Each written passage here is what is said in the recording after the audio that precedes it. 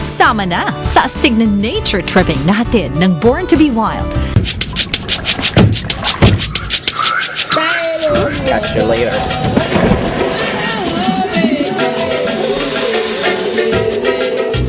May mahigit 7,000 isla ang Pilipinas.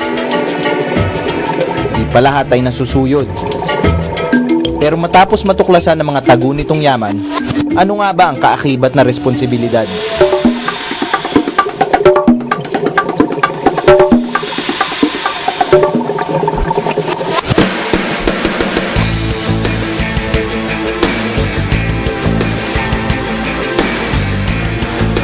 Sa wild, survival of the fittest ang labanan.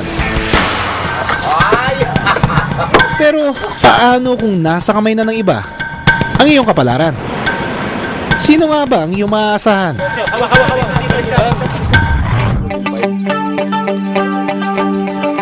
Di mabilang na magagandang lugar at tagong yaman. Isama pa ang mga hayop na dito lang matatagpuan. Yan ang hamon sa ating alagaan at protektahan. Tama. Eto.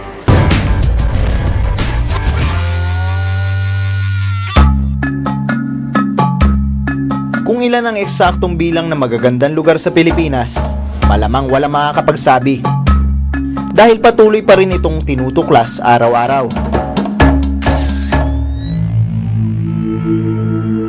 Marami pa rito nakatago at naghihintay na madiskubre. Ngayong araw, nakatakda akong silipin ang isa na namang natural wonder.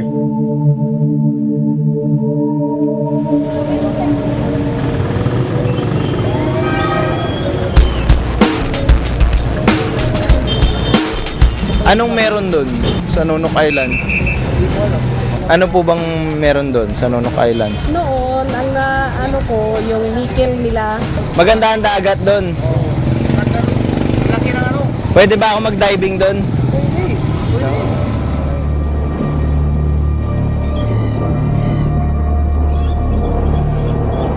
Mahigit 20 taon nang abandonado ang pier na ito. Matagal na kasing tumigil ang mining company na dating gumagamit sa pier. Pero kung sa ibabaw ay halos wala ng buhay, iba raw ang kwento sa ilalim. Lalo tuloy nagiging misteryoso ang lugar para sa akin.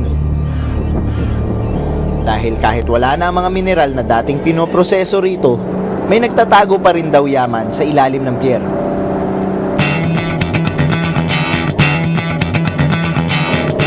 Sasamahan ako ng Surigao Dive Club para hanapin ang pinaniniwalaang hidden treasures. Catch you later.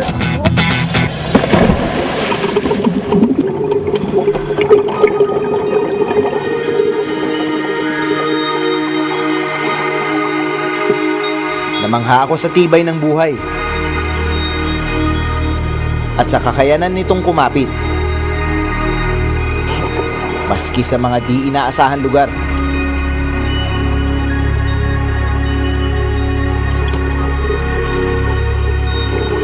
Sa mga poste ng pier na kinalawang at naluma na, tumubo ang corals na tahanan na ngayon ng mga isda.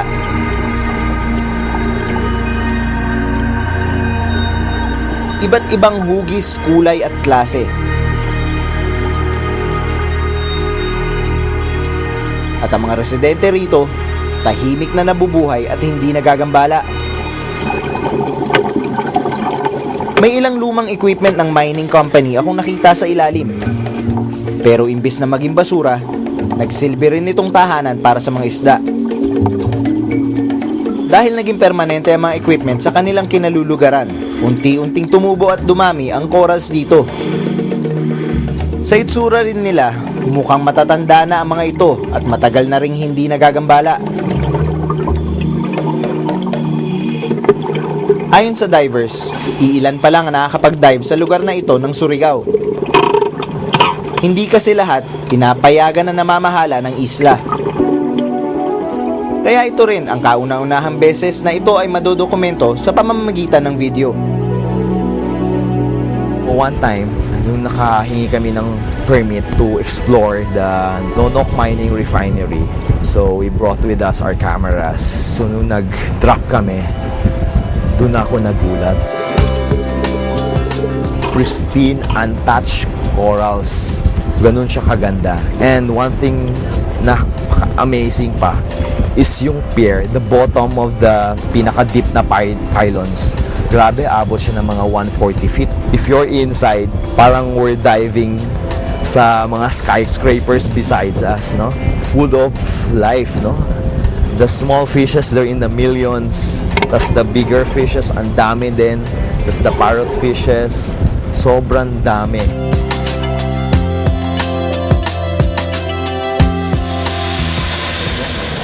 Bantay sarado rin ng lugar. May mga inatasang tagapagbantay ang namamahala ng isla. Ang mga nagtatangkang lumapit, pinapaalis.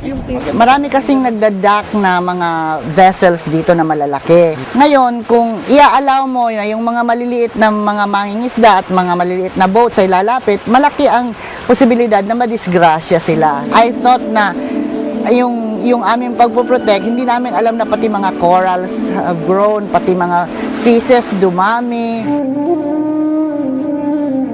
Pero bantay sarado man ang Pampang. Manatili kayang di nagagalaw ang Tagong Yaman.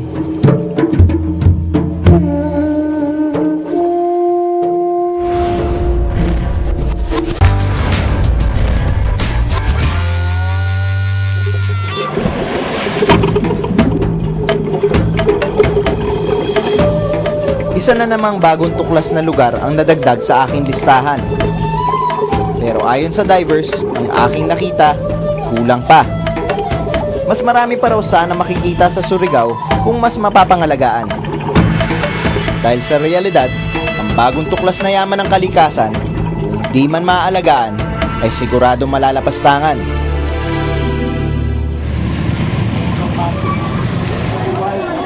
Sa palengke, kitang-kita ang iba't ibang laman dagat para sa pangangailangan ng mga tao. At nakita ko ang ilan sa mga ito nang nag-dive ako. Nandito tayo sa Surigao Public Market at makikita natin dito yung mga nauhuli nila araw-araw. So dito sa harap ko, kitang-kita may isang malaking octopus, iba't ibang klaseng moray eel, humihinga pa nga tong isa, kitang-kita. Baby parrot fish, juvenile, pero unicorn fish, iba't ibang klase to, lahat to nauhuli dito lang sa harapan ng Surigao City. At maging ang batang pating na ito, May paniniwala pa sila na gamot na lang yung patay na may healing benefits. ang mga baby pating na gaya nito, bago pa man lumaki at makapagparami, nauhuli na. At hindi lang mga pating ang hinuhuli at ibinebenta habang maliit pa. Naglaro tuloy sa aking isip na hindi malayong ang dive site na aking pinuntahan ay maging source din ng mga isdang ibebenta para sa iba't ibang pangangailangan. Mungkahi naman ng mga divers, gawing ecotourism site ang lugar para mas maipagmalaki ang ganda nito. Pagka may ecotourism, ang mga local folks nagkakaroon ng alternative livelihood, malilesen din yung fishing. So, if they earn, so sige, wag na nga tayo mag-fish that area since they will benefit din naman sa tourism. Sa ngayon, pinag-aaralan ng mga opsyon para kapwa ito protektahan at ipromote. Kapag may natutuklasang yaman o pagkukunan ng kabuhayan, karaniwan na susobrahan at nalalapastangan ito. Pero mas gugustuhin na lang ba natin na manatiling tago ang mga yaman ng kalikasan para hindi ito maabuso?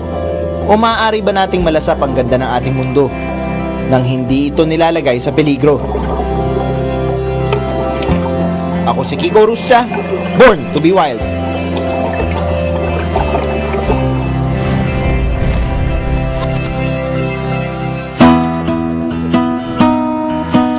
Kami ay lagi nakatugon para pangalagaan ang ating kalikasan. Dahil ito ang aming misyon. Ako si Kiko Ruscha. At ako si Doc Fertz Resio. Born to be wild!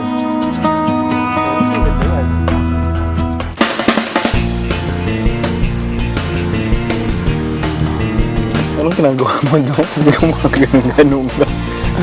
Sabi ni Direk, gumanon daw ako eh. Oo, iwas mo.